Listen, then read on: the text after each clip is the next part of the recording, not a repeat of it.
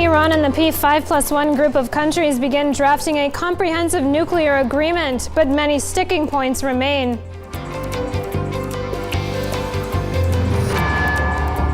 Iran's President Sheikh Hassan Rouhani confirms his country's readiness to protect the holy shrines in Iraq, while a military spokesman says the U.S. ordered ISIL to invade Mosul. The Iraqi army foils an attack by the Islamic State of Iraq in the Levant on Iraq's biggest oil refinery in Beiji.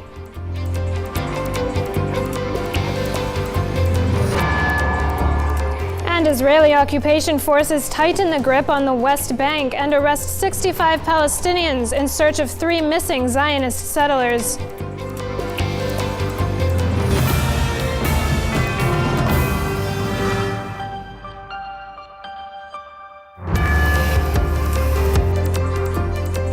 Good evening, Mariam Khaddad with you this hour. Welcome to Al-Attijah World News.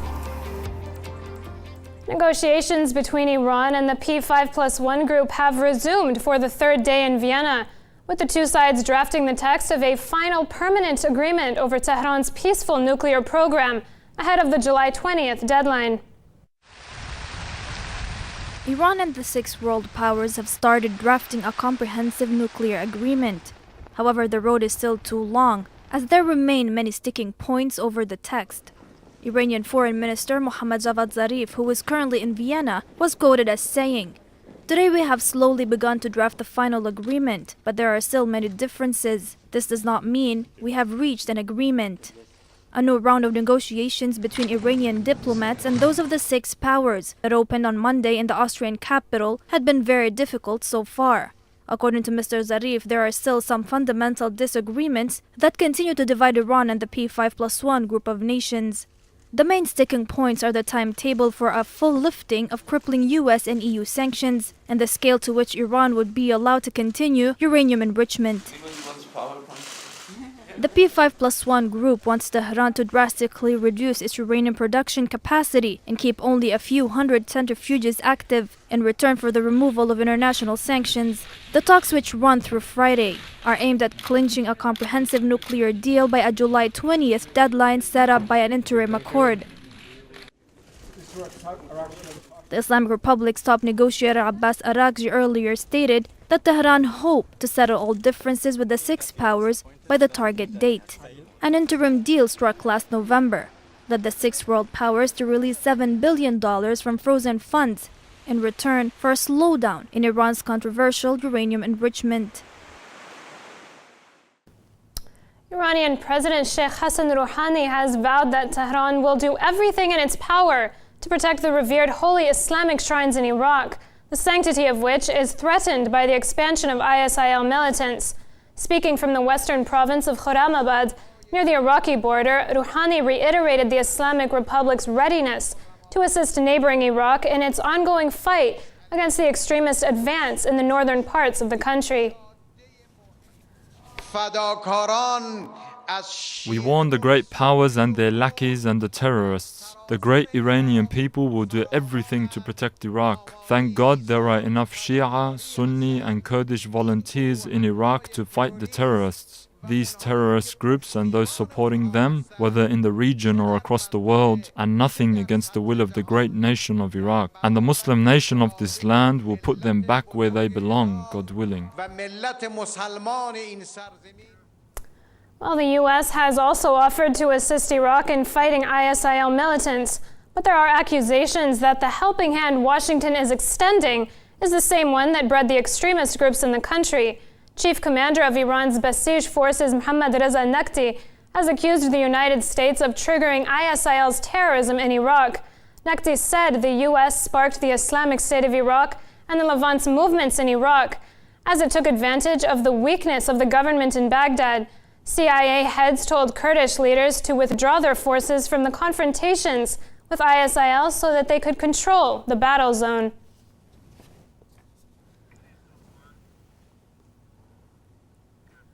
Well, Baghdad has asked Washington to launch airstrikes against militants belonging to the Al-Qaeda offshoot of the Islamic State in Iraq and the Levant, which have occupied large swaths of territory in northern Iraq. Iraqi Foreign Minister Hoshyar Zebari declared that his country has officially asked the United States to conduct airstrikes on ISIL militant hideouts in the country. Zebari added that Baghdad has also requested from Saudi Arabia to issue a fatwa banning Muslims from joining and fighting alongside the militants. The foreign minister, however, stated that a military approach will not be enough, calling for the drastic political solutions. Let's get some more perspective into this with Dr. Fawad Izadi, a professor at Tehran University. Mr. Izadi, why is Washington now claiming to be open to dialogue with Tehran on the Iraq crisis? What kind of alliance are they hoping to strike?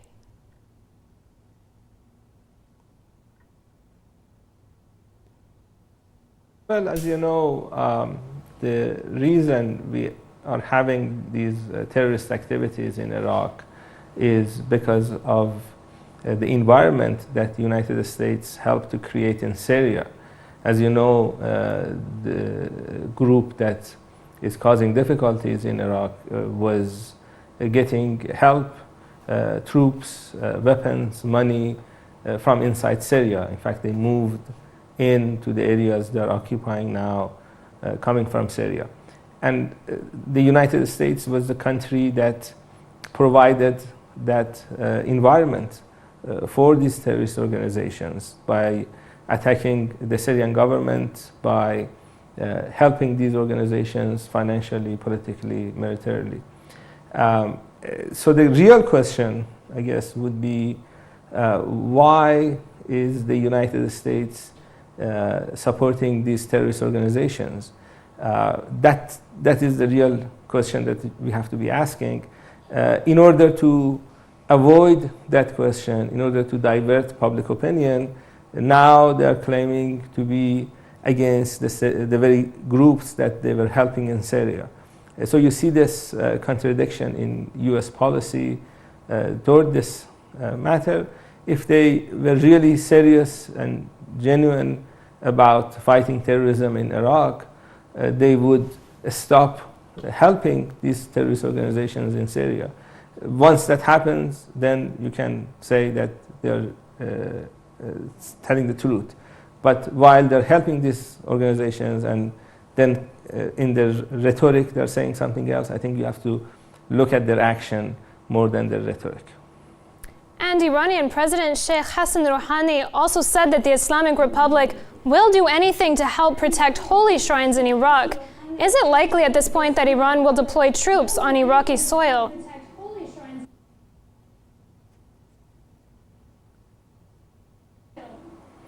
Well, I think the Iranian officials have said that if that happens, they need to get an official request from the Iraqi government, and the Iraqi government has not asked for that yet.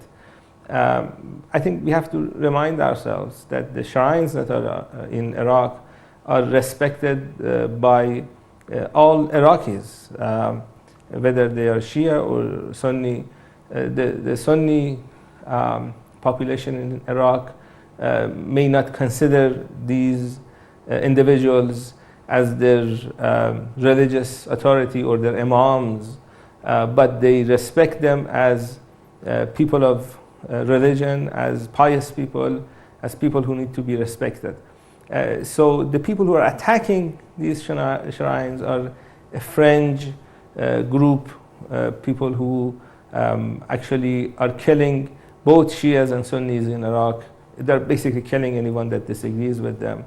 And what the Iranian president was saying is that since these shrines are Islamic sites, the graves are not supposed to be desecrated based on Islamic law, Iran would be available to help to make sure that these sites are protected.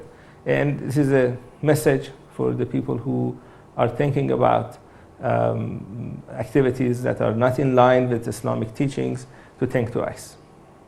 And how much truth is there in those accusations by Iran's chief commander that the U.S. is responsible for triggering ISIL's terrorism in Iraq?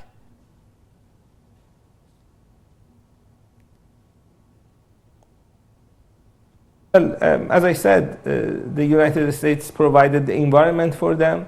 If you watch Western news organizations, if you pay attention to some of the think tanks and some of the policy experts that are in line with US foreign policy, you see a lot of them are actually blaming the Iraqi government instead of blaming the terrorist organizations. In fact, I have heard this more than once, that these organizations are asking for the word terrorism not to be used for these organizations. They are directly or indirectly trying to legitimize these type of activities. And this is a sign that, in fact, the United States government does not mind the civil war in Iraq. They don't like the current Iraqi government. They obviously don't like democracy in Iraq. What they want is a weak government in Iraq and Syria, and they're using these terrorist organizations to achieve that policy. And that doesn't mean that they want to see these governments replaced by these terrorist organizations. They also don't want that. But they want the government side and this terrorist side to kill each other, to fight each other, so they can benefit from disarray in this part of the world. And that's their foreign policy objective, I think. And I just want to ask, what are your thoughts on the fact that CIA heads told Kurdish leaders to withdraw their forces from the conflict areas in order to control the battle zones?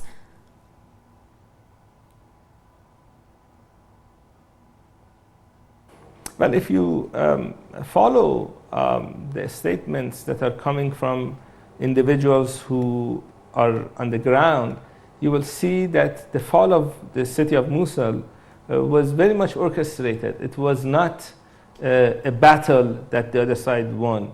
This abandoning of the city was pre-planned. The officials in that city, some of them at least, violated their line and obligations toward the central government. I'm sure the CIA not only was coordinating these type of activities with the Kurdish forces, they were also trying to make sure that that piece of territory is taken over by these terrorist organizations as a way of creating in Iraq what they created in Syria. And I think as time passes, we will hear more and more news about how the US government's organizations and institutions were involved in what happened in Iraq in the last couple of weeks. All right, Dr. Fawadi Zadi, professor at Tehran University, thanks a lot for weighing in on that.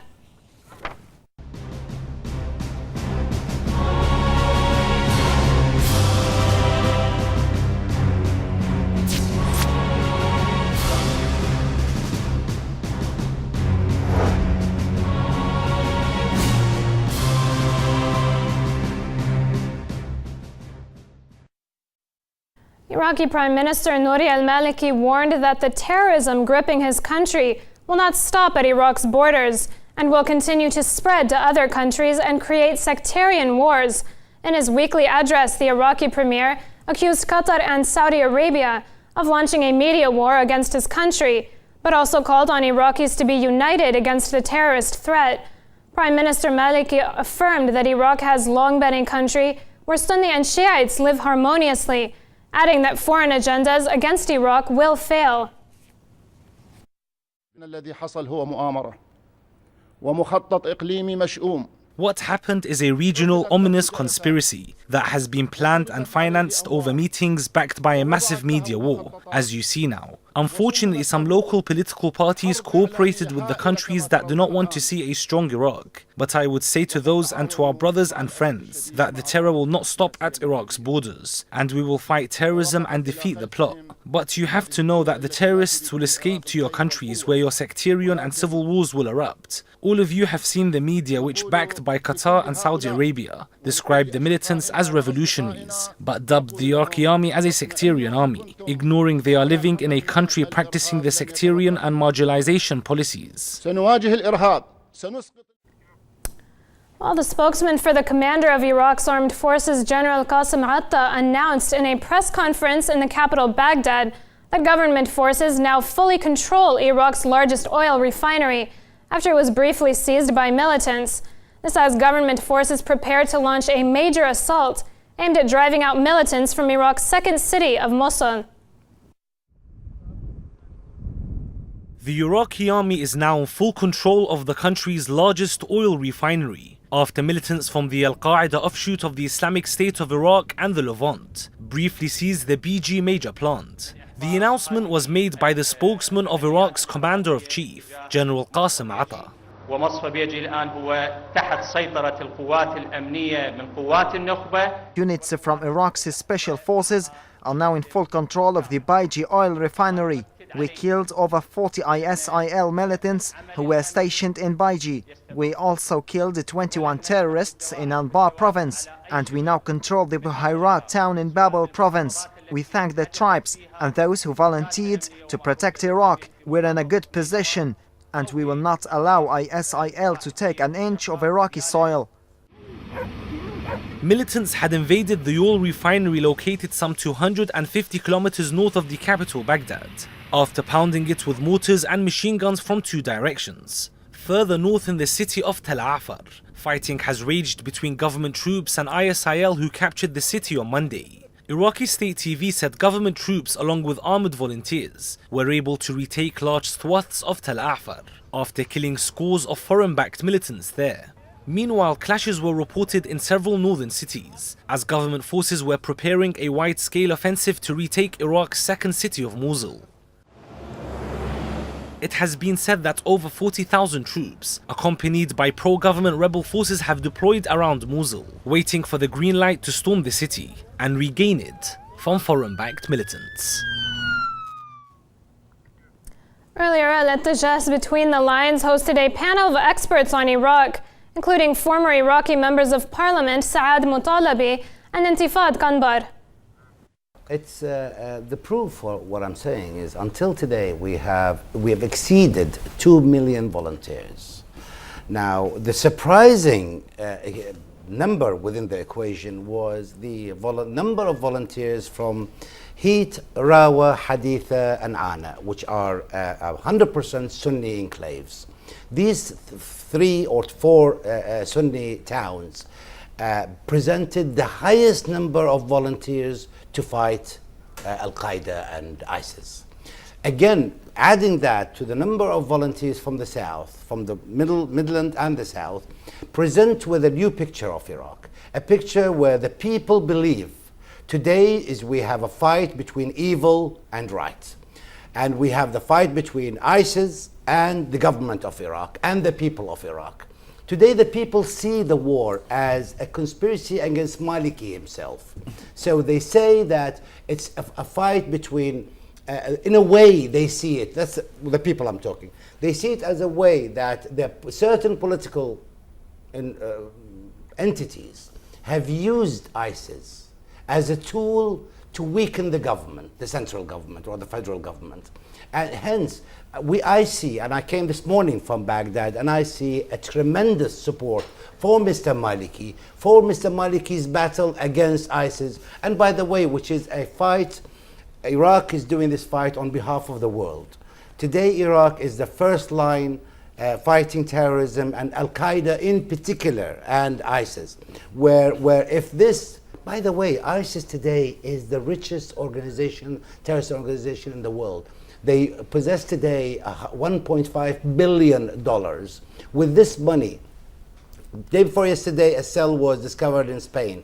Before that, a cell was discovered in Italy. They are moving toward the world. What I'm saying, what has happened is a huge catastrophe at every level. And I think Iraq after Mosul, we're not going to be like Iraq before Mosul. I think this was a big blow to the Iraqis morally and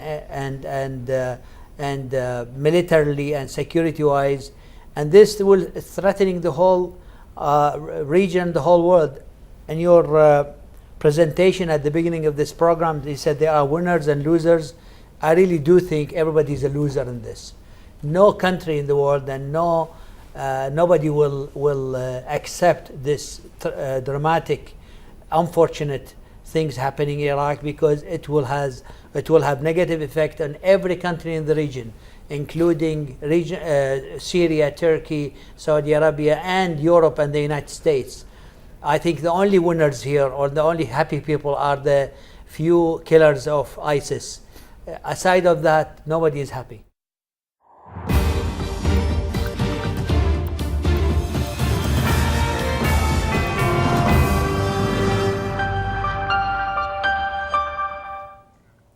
Israeli occupation forces detained another 65 Palestinians overnight, most of whom were previously freed in the Gilad Shalit deal in 2011. This as Israeli troops continue to scour the West Bank in an apparent search for 3 missing settlers, which the Zionist regime claims Hamas has kidnapped. Israeli occupation forces nabbed a further 65 Palestinians overnight, most of whom were freed in the 2011 Gilad Shalit prisoner swap deal, as the wide-scale search operation in the West Bank entered its 6th day. Israeli Prime Minister Benjamin Netanyahu commended the ongoing detentions, adding that they sent an important message in the operation to find the 3 settlers and to deal a substantial blow to Hamas in the West Bank. Netanyahu said in a statement that the arrests were part of multiple operations being carried out by the military, with, quote, the aim of bringing the kidnapped youths home and damaging the Hamas movement in Judea and Samaria, a Hebrew term for the West Bank. 51 of the 65 Palestinians detained overnight were released in the Gilad Shalit prisoner exchange in 2011, according to an Israeli army statement. It was referring to the release of 1,027 Palestinians in exchange for an Israeli soldier held by Hamas fighters for more than 5 years. Since the raids began early Friday, Israeli troops have arrested some 240 Palestinians, searched around 800 locations, and raided 10 Hamas-run institutions. As of yet, there has been no formal claim of responsibility for the kidnap operation, and Hamas has dismissed Israel's accusations as foolish. On Tuesday, members of all the armed factions in the Gaza Strip, excluding Islamic Jihad, expressed support for any effort by the Palestinian resistance and vowed revenge for Israel's, quote, criminal West Bank actions. Palestinian President Mahmoud Abbas on Wednesday accused those behind the disappearance of the 3 Israeli settlers in the West Bank last week of wanting to destroy the Palestinians. Abbas told an Organization of Islamic Cooperation meeting in the Saudi Arabian city of Jeddah that those behind the disappearance of the settlers will be, quote, held accountable. The Israeli entity has given the green light for the construction of 172 new settlement units in occupied East al-Quds. This comes nearly 2 weeks after the Israelis announced that thousands of housing units for Zionist settlers have been approved. Settlement construction has long been a thorny issue in the so-called peace process between the Israelis and the Palestinians.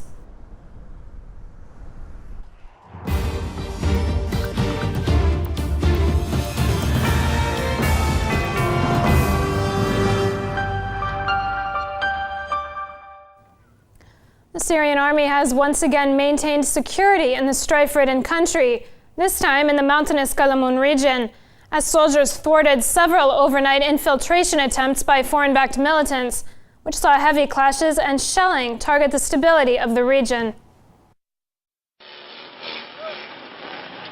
Syria's strategic Qalamun region is under the spotlight once again as foreign-backed militants continue with their quest to control this vital region after being pushed back by army units earlier this year. Desperate attempts to assert control over the geographically significant plains have occurred. The Syrian army yesterday thwarted several attacks on the town of Rankous and Asal al-Ward, leading to heavy clashes and the killing and injury of several perpetrators. The militants used the region's rough terrain to infiltrate from other areas. including Lebanese territory, and shelled the towns with mortar rounds, but failed to complete their mission.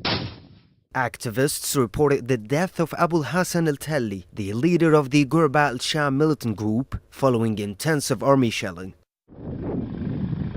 Syria's Air Force also participated in the operation and targeted militants' hideouts in the vast plains extending into neighboring Lebanon, killing and injuring scores. Al-Nusra Front militants also launched an attack on the Ras al-Ma'arra town in Kalamoun, targeting army checkpoints and unwary civilians. The army responded with heavy fire, forcing the militants to retreat. Earlier in the week, many displaced families returned to their homes in Kalamoun, with high hopes of the army's ability to maintain security in the region. Syria's ambassador to the United Nations, Bashar al-Jafari, during a media briefing at the UN headquarters in New York, announced that the Security Council is working on a new resolution concerning humanitarian assistance in Syria. Yes, indeed, there is a draft resolution examined and studied carefully by all the stakeholders, including myself on behalf of my government. Yes, we are working seriously on doing something substantive with regard improving the humanitarian assistance access to Syria through agreed upon crossings with the neighboring countries. The deliberations have not finalized yet. We are working very closely with all the stakeholders on the best means and ways to implement a neutral, impartial, non-politicized draft resolution on helping the Syrian civilian population who are in need of assistance. Stay with us here at Al-Ittijah World News. Coming up next in the Bulletin. The UN Human Rights Council in Geneva discusses the plight of the Bahraini detainees.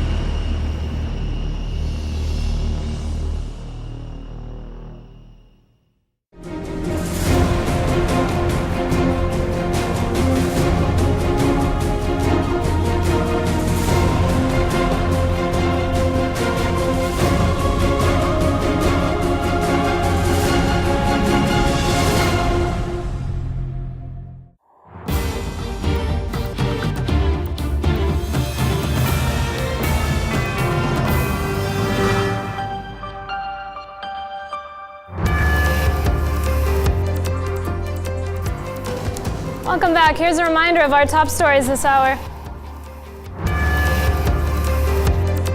Iran and the P5+1 group of countries begin drafting a comprehensive nuclear agreement, but many sticking points remain. Iran's President Sheikh Hassan Rouhani confirms his country's readiness to protect the holy shrines in Iraq, while a military spokesman says the U.S. ordered ISIL to invade Mosul. The Iraqi army foils an attack by the Islamic State of Iraq in the Levant on Iraq's biggest oil refinery in Beiji.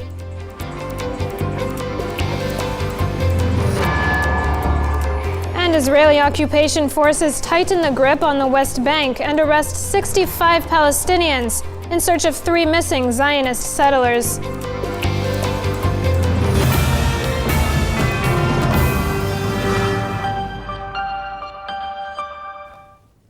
26th UN Human Rights Council session, which is currently taking place in the Swiss city of Geneva, condemned the Bahraini regime for its ongoing human rights violations against pro-democracy protesters in the island kingdom. During the 26th session of the UN Human Rights Council taking place in Geneva, the International Human Rights Watchdog called on the Bahraini government to release all political prisoners and expressed its concern regarding the continued harassment and imprisonment of pro-democracy activists in the kingdom. The 47 state signatories said they were troubled by continuing reports of ill treatment and torture of political detainees, urging a thorough and impartial investigation into allegations of mistreatment. Concern was also raised about Bahrain's courts, which the Human Rights Council members said lacked sufficient guarantee of a fair trial. For their part, Bahraini activists filed a complaint to the concerned parties at the UN to address consistent patterns of human rights violations committed by the Manama regime. The organizations all over the universe is to utilize the mechanisms which are available within the Human Rights Council at the UN. And this requires them to enter into side events, to have interventions at the Human Rights Council, and to deal with the special treaty bodies. And Bahrain is a country with a drastic history of human rights violations. So it's very natural for human rights organizations to have delegations to participate in the council in order to highlight and place focus on the systematic human rights violations in Bahrain. Sheikh Maitham al-Salman further highlighted the dissolution of the largest establishment for the Shia community in Bahrain and the disenfranchising of Shiite citizens from their religious rights and freedoms that are ensured by international laws. Bahrain is unfortunately one of the worst countries when it comes to the number of complaints.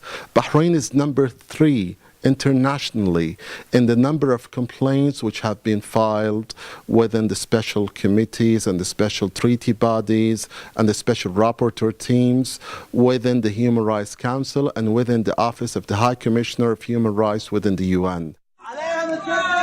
Bahrain has been gripped by an uprising against the monarchy for 3 years, which began in the capital Manama in February 2011, when thousands of people gathered at the Pearl Roundabout to call for democratic reforms. Since then, the Saudi-backed regime forces have been breaking up protests with tear gas, birdshot, and batons, leaving hundreds dead and thousands more imprisoned. Let's get some more details on this with our senior correspondent, Hassan Al-Katib. Hassan, how significant is this UN session, particularly in terms of how human rights violations in Bahrain will be highlighted? Well, I think we're going to find out even more details tomorrow. There is a very good event, well-publicized event happening tomorrow, where up to 10 human rights organizations and NGOs will be present to talk about the need to look into how ways to stop the Bahraini regime in carrying out their human rights violations. And just to give you some sort of context, because exactly 2 years ago, in May 2012, in one of these sessions at the United Nations, the UN Human Rights Council did send up to 176 recommendations to the Bahraini regime to implement to stop these human rights abuses. And since then, since 2 years ago till now, the Bahraini regime has been coming out saying that they've been implementing these recommendations, they've been making these reforms, and that somehow that they are listening to what the United Nations are telling them. But on the other hand, what we're seeing from human rights organizations and activists who are up to date with what's happening there are saying the contrary. In fact, they're saying that if anything, the human rights situation in Bahrain is getting even worse. And these reforms, they call them phony reforms, and are not being implemented properly. So this is something which is, it's been happening now, and it's constantly been going on. And for 2 years, we're not seeing, these reforms being properly implemented. And this is the, key question in tomorrow's press conference, which will be attended by a few activists, including Nabil Rajab, who had just come from Bahrain. And what they will be doing, they'll be discussing, one, the ongoing and systematic human rights abuses in Bahrain, and also the Bahraini regime's failure to live up to their international commitments on human rights. So there'll be the two questions that will be posed tomorrow. One, of course, is where do we go on from here? The fact that the recommendations have been sent to the Bahraini regime, they've just brushed this under the carpet. Where do we go on from here? And secondly, and quite importantly, what can the Human Rights Council do to address these continued abuses? This is going to be two very important questions which will be discussed tomorrow at the press conference, which we hope to cover and give you the results and the kind of ideas that are being, put forward in this press conference. So, again, two very important questions which we will see what will transpire from the press conference tomorrow. And they are very pressing matters, but what other issues will be addressed as the session progresses? And of course, these are the main issues for Bahrain at the moment. The most they can do is to come here into the United Nations. Bahraini activists have been cooperating with human rights organizations and NGOs now for many years. And part of what they're trying to do is to raise awareness, firstly, of what's going on. They need to give their narrative, their side of what's happening. And for them to do so, it will give the United Nations, a clearer picture of what's happening. They'll start to understand the urgency of the fact that they need to, implement something about what's happening in Bahrain. So this is something which they've been doing, and especially at this particular session, the 26th session that we've had, there's been a lot of positive steps taken, and this is something which the Bahraini human rights activists have told me. And earlier we did receive reports that Nabil Rajab held a press conference which was broadcasted in Geneva. What more can you tell us about that? Well, the press conference obviously was his first one since being released, since he was imprisoned for 2 years. This was obviously a massive step forward for justice for political prisoners in Bahrain, and what he was trying to address was the fact that he was abused, and there's a lot of abuse in prisons in Bahrain. There's torture, human rights activists, and also prisoners who have been tortured, who have come out and have shown how they've been abused. There was a former MP in Bahrain, Jawad Fayrouz, who was tortured, and he's currently living in the UK, and he is attending the United Nations Human Rights Council, the events and the talks, and he's given his account of what happened to him. And I think this also gives this type of urgency that is really needed for this situation in Bahrain, because it's deteriorating, and that's the message Nabil Rajab gave. The situation isn't getting any better, and the international community needs to do much more to step up their pressure on the Bahraini regime. And hopefully in tomorrow's press conference we'll get more of an idea of exactly what kind of concrete steps. In fact, the press conference tomorrow is titled Concrete Steps, the need for action on human rights in Bahrain. That's the exact title, and that's something which I think human rights organizations really need to push in order to try and bring about any significant change in Bahrain. All right, our senior correspondent Hassan Al-Katib, thanks a lot. We appreciate those updates.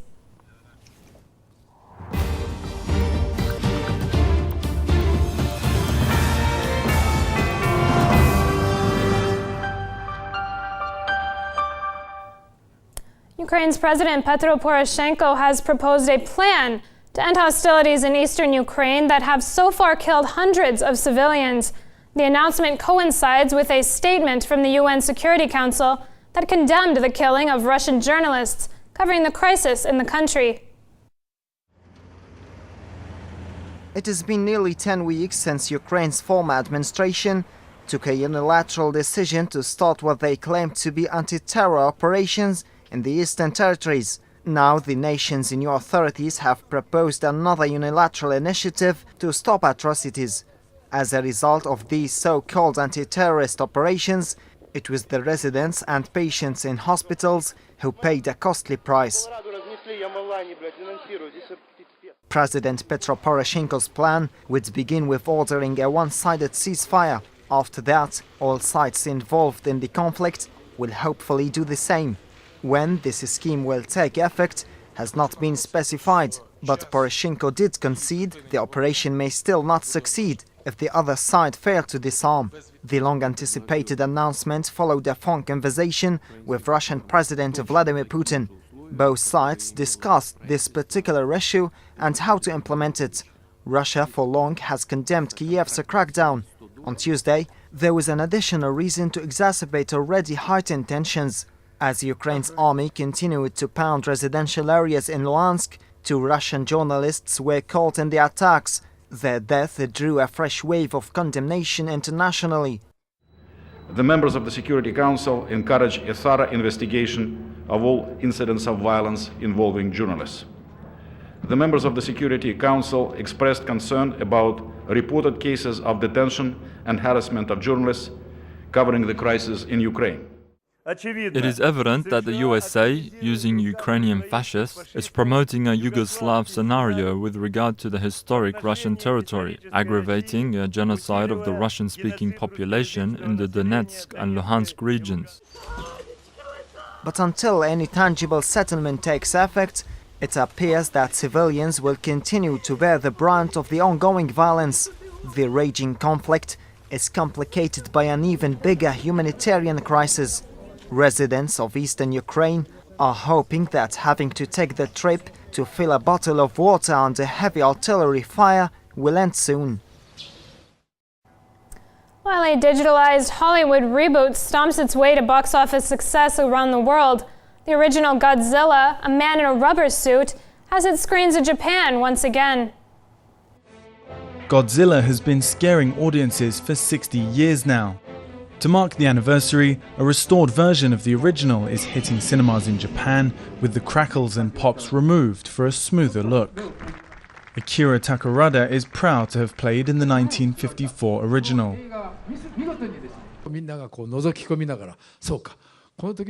When we were shooting, we had to imagine where Godzilla was in the frame and react in more or less a synchronized way when he destroyed something. We saw him come to life under our eyes. And then when I finished watching the final version of the film, I was moved, like other people. There's nuclear tests. 60 years on, this is the latest version to hit the silver screen. Computer-generated special effects might have replaced sweat-inducing latex costumes, but director Gareth Edwards says he still feels the pressure. We've been very lucky in the film has been successful around the whole world, but to me it means nothing if it's not a success in Japan. The Japanese studio Toho made the original movie and is celebrating with a Godzilla exhibition. The original film tells the story of a creature awakened by a hydrogen bomb test that rises out of the sea to cause widespread destruction. A clear reference to the dangers of nuclear technology. The US carried out the Bikini Atoll test the year the original film was made, and it was less than a decade after the atomic bombings in Japan that brought an end to World War II. For others, the monster represents a force of nature that can never really be defeated. I wouldn't go as far as saying that it's a symbol of Japan, but I do really admire this animal. Isolated but independent, and it resists all attacks. I love the big scales he has along his back and his tail. However many decades and remakes later, the magic and power of Godzilla seems to keep on captivating audiences in Japan and around the world. As the World Cup rages in Brazil, Mali is hoping to make giant strides in the footballing world by setting up its own national team for the blind. A typical afternoon French lesson at Bamako's Institute for the Young Blind.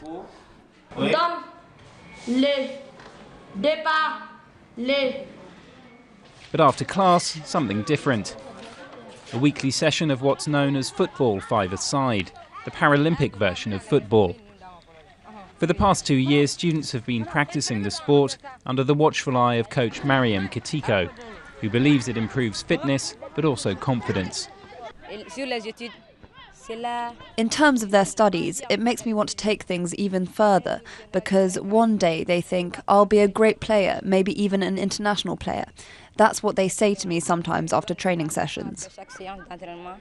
The sport has been a Paralympic discipline for 10 years, but its reach in Africa remains limited. There's no continental championship, and only Cameroon and Morocco have national teams. Mali could soon join them though. Leading players train every Saturday on the Institute's purpose-built pitch. In this game you need to control the space, the ball and above all communication, the verbal signals we use to interact.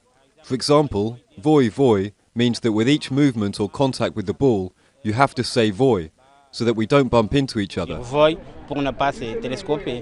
Cedric Kanté, a Malian who plays for the French team Sochaux, recently invited other former internationals to take part in a partially sighted match.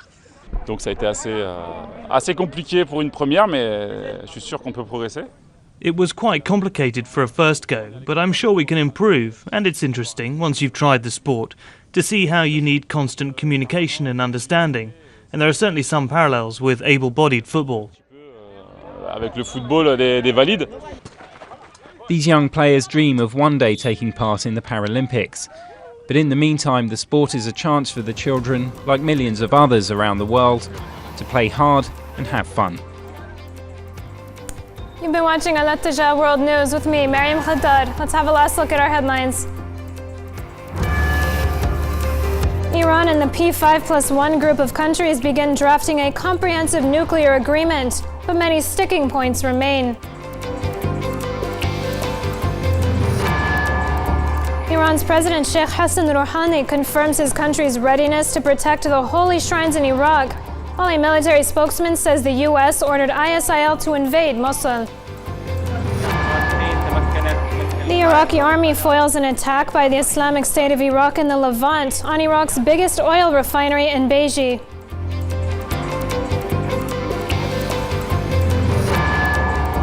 And Israeli occupation forces tighten the grip on the West Bank and arrest 65 Palestinians in search of 3 missing Zionist settlers.